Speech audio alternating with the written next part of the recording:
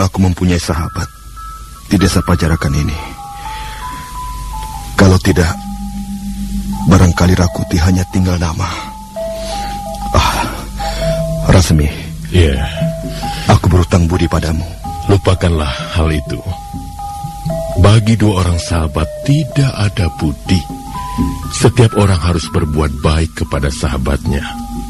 Bagi dua orang sahabat tidak ada perhitungan untung rugi. Bagaimanapun juga, kau telah menolongku, Rasmi. Dan aku tidak akan melupakan pertolonganmu ini. Kau akan segera sembuh. Lain kali kau harus lebih berhati-hati, Rakuti. Jangan berlaku sembrono.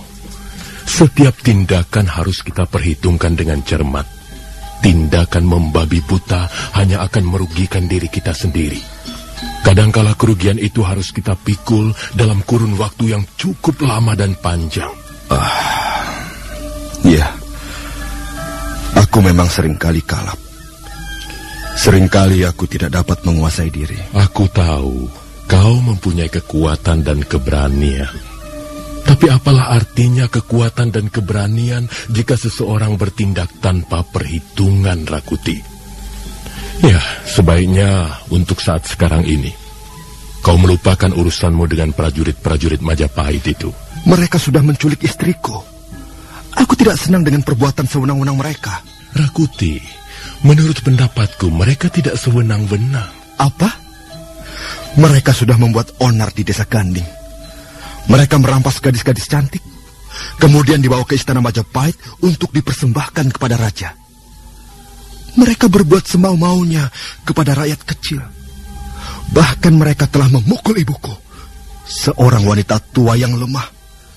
Mereka memukul warga desa yang dianggapnya membangkang. Bahkan mereka seringkali membunuh tanpa alasan yang kuat. Apakah ini bukan perbuatan jahat? Perbuatan jahat itu tergantung dari sudut mana kita memandangnya.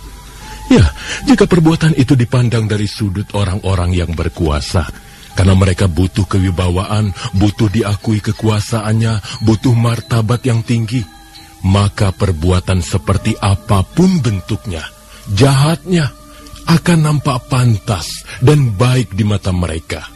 Seorang pembangkang bisa setiap saat digantung di alun-alun. Sekelompok orang yang dituduh mencemarkan nama baik pemerintah Majapahit bisa saja dibasmi. Itu adil menurut mereka, itu bijak menurut mereka. Karena itu mereka melaksanakannya. Kalau begitu, kuncinya adalah kekuasaan. Ya tentu saja, Rakuti. Sebuah negara tanpa kekuasaan sama halnya dengan hutan rimba. Kekuasaan itu mutlak dibutuhkan, dan sosok seorang raja mutlak perlu dihadirkan. Raja? Raja? Seperti apa raja itu? Bukankah dia seorang manusia biasa? Aku mempunyai sebuah buku yang bagus, Rakuti. Buku ini tidak lengkap, tapi cukup bisa menjelaskan segala sesuatu mengenai raja dan kekuasaannya yang menyangkut tata pemerintahan sebuah negeri. Buku ini adalah karangan Empu Raganata. Buku yang sederhana tapi bermanfaat ini diberikan judul Rajaniti. Suatu saat kau bisa membacanya dan mempelajarinya. Mengapa seorang raja mempunyai kekuasaan begitu besar? Saking besarnya kekuasaannya, seolah-olah dia mampu memerintahkan agar matahari tidak terbit esok pagi. Memang, kekuasaan seorang raja sangat besar, Rakuti. Besar dan mutlak. Tidak terbantah. Raja adalah sebuah lambang. Lambang tentang kekuasaan itu sendiri. Di tangan seorang raja, nasib rakyat Majapahit ini ditentukan. Jika raja memerintahkan sebuah desa harus di bumi hanguskan, maka desa itu pun dalam waktu sekejap bisa lenyap dari permukaan bumi. Dari mana raja itu memperoleh kekuasaan? Ya tentu saja dari rakyatnya sendiri, Rakuti. Terutama dari para penggawanya. Mengapa orang bisa menjadi raja, sedangkan yang lain tidak? Rupanya kau tertarik masalah ini. Kalau aku mempunyai kesempatan, entah kapan, aku ingin membungkam kekuasaan Prabu Jayanegara. Iya. Mudah-mudahan saja keinginanmu itu tidak melambung terlalu tinggi. Semua orang tahu bahwa seorang raja kecil dilahirkan dari rahim seorang prameswari. Biasanya seorang raja bisa duduk di atas singgasana karena keturunan. Dia anak raja, dia putra mahkota, maka setelah dewasa nanti dengan sendirinya dia juga menjadi raja. Dan seorang raja bisa mempunyai kekuasaan yang sangat besar karena didukung oleh aparat-aparatnya, oleh penggawa-penggawa kerajaan, oleh raja-raja bawahannya, oleh para andahannya, oleh sekutu-sekutunya juga dari kerajaan-kerajaan lain, oleh prajurit-prajuritnya yang gagah berani. Tapi satu hal tidak boleh kita lupakan, Rakuti. Kekuasaan seorang raja bisa menjadi begitu besar dan dahsyat terutama sekali karena dia didukung oleh kepercayaan rakyatnya sendiri. Kalau begitu kekuasaan seorang raja bisa dikurangi, diganggu, ataupun dimusnahkan. Hal itu sudah sering terjadi dalam sejarah pertumbuhan negeri-negeri di pantai Jawa bagian timur ini. Ya, semula Ken Arok bukanlah seorang raja.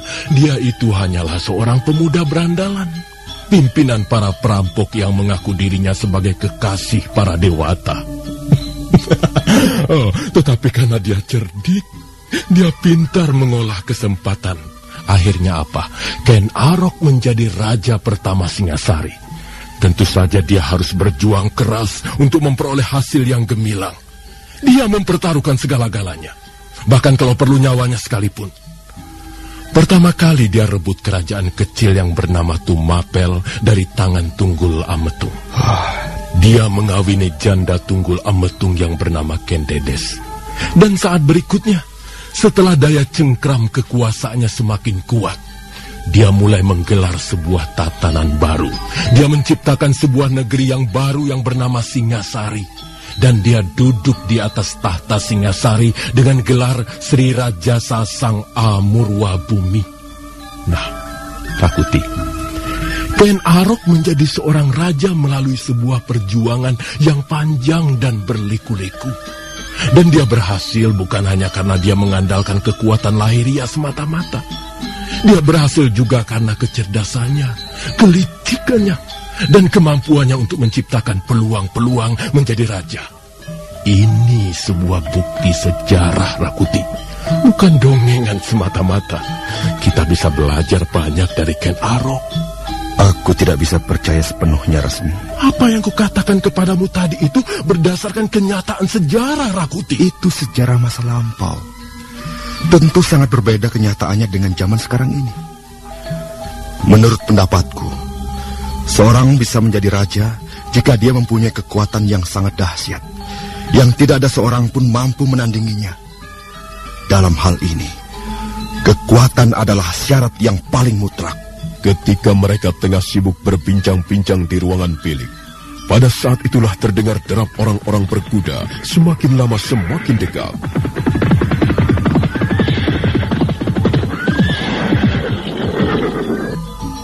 Rasmi, siapa mereka itu? Prajurit-prajurit Majapahit. Aku harus pergi dari sini. Aku tidak mau tertangkap di rumahmu. Aku harus pergi. Tenang saja, Rakuti, tenang saja. Kau tidur saja di sini. Jangan kemana-mana. Biar aku yang menghadapi mereka. Nanti kau akan melihat sendiri, mendengar sendiri bahwa kekuatan bukanlah segala-galanya. Aku sanggup menghadapi prajurit-prajurit Majapahit dengan lidahku, perkataanku.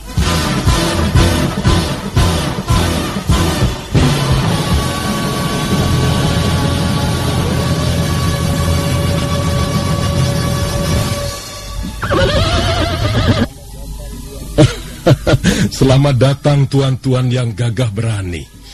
Hamba sama sekali tidak pernah bermimpi bahwa di pagi yang cerah ini hamba akan kehadiran tamu-tamu yang terhormat. Sekali lagi hamba mengucapkan selamat datang tuan-tuan prajurit yang gagah berani. Apakah warga desa Pajarakan? Benar, tuan prajurit. Hamba lahir dan dibesarkan di desa Pajarakan. Nama hamba Rasmi. Lihatlah, kami membawa lencana kerajaan. Semua orang pasti tahu apa artinya lencana kerajaan. Kami mengemban tugas dari Gusti Prabu Jayanegara. Tentu saja tuan-tuan. Sekalipun tuan-tuan tidak menunjukkan lencana kerajaan itu, hamba akan tahu siapa tuan-tuan semuanya. Ya, siapa yang tidak kenal prajurit-prajurit Majapahit yang gagah berani? Semua orang tahu prajurit Majapahit adalah prajurit perkasa yang pernah mengusir bala tentara Tartar dari bumi Jawa, yang pernah menaklukkan kerajaan Kediri, dan yang selama ini menjadi pelindung rakyat kecil. Tentu saja kami bangga dapat menerima kehadiran tuan-tuan sekalian. Mari tuan-tuan, silakan masuk ke gubuk hamba. Tidak usah. Kami tidak akan lama. Kami hanya ingin menanyakan sesuatu kepadamu, Rasemi. Soal apakah itu tuan prajurit? Kami mempunyai seorang buron. Dia bernama Rakuti. Dia terkenal dengan sebutan harimau jantan dari desa Ganding. Tuan-tuan prajurit, tuan-tuan sekalian pasti akan dapat menangkap buruan itu. Mana ada seekor harimau di zaman sekarang? Orang yang mengaku dirinya harimau jantan dari desa Ganding pastilah hanya seorang laki-laki yang congkak, tapi sesungguhnya tidak berkemampuan apa-apa. Tuan-tuan prajurit pasti akan dapat meringkusnya segera. Dia sudah terluka. Dan dia melarikan diri menyusuri lereng bukit Pajarakan. Apakah kau melihatnya, Rasmi? Maaf tuan-tuan, tuan-tuan boleh percaya, boleh juga tidak. Hamba tidak melihat harimau yang sudah terluka itu. Mungkin dia ketakutan dan sudah kabur sejauh-jauhnya. Kau jangan berdusta di depan kami, Rasmi. Mana mungkin hamba berani berdusta di hadapan tuan-tuan prajurit yang gagah perkasa. Hamba tidak mempunyai alasan untuk tidak membantu tuan-tuan prajurit. Selama ini tuan-tuan telah melindungi kami. Tuan-tuan telah menjaga keselamatan kami, dan tuan-tuan telah bertindak bijaksana untuk menciptakan suasana aman dan tertib. Tapi kalau misalnya tuan-tuan tidak percaya, mari silakan menggeledah isi rumah hamba. Kalau misalnya tuan-tuan dapat menemukan harimau terluka itu, hamba siap menyerahkan kepala hamba untuk dipancung. Mari tuan-tuan prajurit, silakan melihat sendiri. Barangkali tuan-tuan prajurit masih ragu-ragu. Mari silakan masuk. Silakan menggeledah isi rumah hamba. Jadi benar kau tidak menyembunyikan Rakuti di rumahmu? Kalau hamba berani menyembunyikan seekor harimau buas dan jahat, itu berarti hamba juga telah berbuat jahat dan buas. Ya, makhluk seperti itu memang tidak pantas diberi hidup, tuan-tuan prajurit. Tuan-tuan prajurit pasti dapat meringkusnya dan membinasakannya. Kalau begitu, baiklah. Kami tidak perlu menggeledah isi rumahmu. Kami percaya apa yang kau katakan. Ayo, kita teruskan perjalanan. Kita sudah hampir semalaman berkeliaran di tempat ini. Tuan Rawedeng dan Tuan Rayuyu pasti sudah memasuki perbatasan kota Raja Majapahit. Ayo, kita susul mereka. Jangan sampai kita tertinggal terlalu jauh. Hup!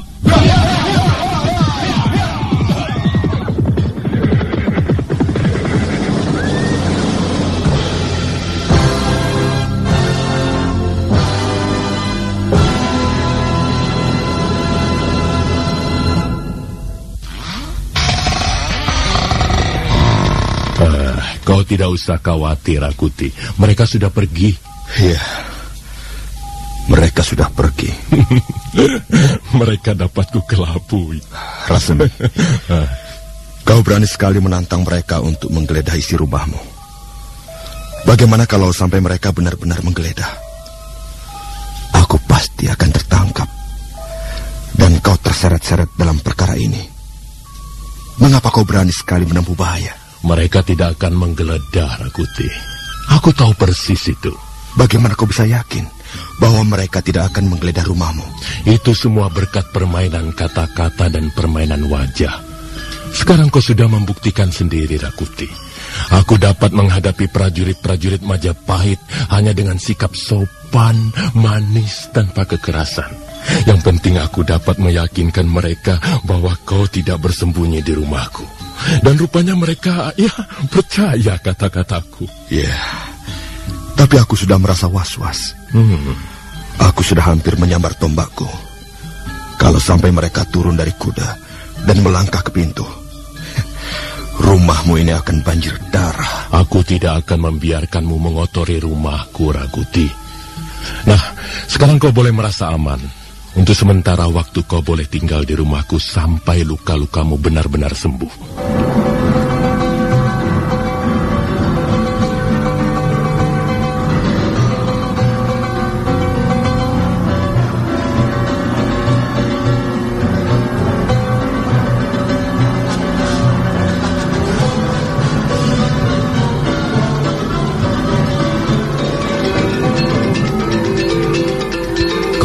Sudah kembali, Rawedeng, Rayuyu. Ampun Gusti Ramapati, kami datang agak terlambat. Iya, Panji Ketawang sudah menceritakannya kepadaku. Kami menemukan kesulitan sedikit di jalan, Gusti. Ada seorang pemuda desa mengaku bernama Rakuti. Dia itu terkenal dengan sebutan harimau jantan dari desa Ganding. Dia bermaksud mencegah kami, tetapi akhirnya kami justru dapat membawa kabur istrinya yang cantik dan jelita itu, Gusti. Lalu bagaimana dengan harimau jelek itu? Apa kalian sudah berhasil membinasakannya? Dia berhasil meloloskan diri, Gusti. Tapi kami berhasil melukainya. Mestinya kau dapat membinasakannya. Tapi sudahlah. Itu perkara kecil. Kita tidak punya waktu mengurusi perkara-perkara kecil. Ampun Gusti Ramapati. Bagaimana dengan si Tangsu, istri harimau dari desa Ganding itu? Beres. Dia sudah ditempatkan di ruangan belakang. Gusti, dia seorang wanita yang cukup cantik. Iya, cantik. Cukup cantik. Dia bahkan lebih cantik dari Praharsini. Mudah-mudahan saja dia dapat memuaskan kita. Sekarang panggil Ratanca kemari. Ratanca? Iya, panggil Ratanca kemari. Ada suatu hal yang sangat penting yang akan kubicarakan. Cepat, Rawedeng. Panggil Ratanca kemari. Sekarang juga. Aku tunggu di ruangan pendopo. Ada apa, Praharsini? Apa yang sedang kau pikirkan? Sejak tadi kau melamun terus. Apa yang kau pikirkan? Nasib kita. Aku sedang memikirkan dan merenungkan nasib kita, Praharsini. Ya, aku tidak tahu sampai kapan kita akan dikurung di ruangan tahanan ini, Ratanca. Barangkali sampai para Argoju datang dan membawa kita keluar. Dan pada saat itulah mungkin riwayat kita akan berakhir, Ratanca. Kau menyesal? Kau sendiri bagaimana? Menyesal, Praharsini? Ratanca, aku takut sesuatu memisahkan kita, Ratanca. Kalau sampai hal itu terjadi, lebih baik aku mati.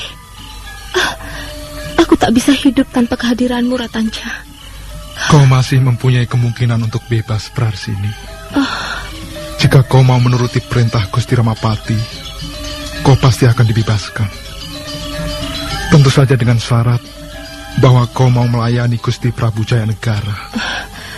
Aku tidak mau melayani siapa-siapa. Aku hanya mau melayani Ratanca, lain tidak. Semua milikku sudah kuserahkan kepadamu, Ratanca. Sekarang ini, aku sudah tidak mempunyai apa-apa lagi. Dan sekarang ini, aku tidak mempunyai keinginan apa-apa lagi. Kecuali, kita bisa tetap berdua, bersama-sama selama-lamanya. Lihat Ratanca, Rawedeng dan Rayuyu datang. Kisah selanjutnya. Saudara pendengar, silakan menunggu seri berikutnya. Sampai jumpa.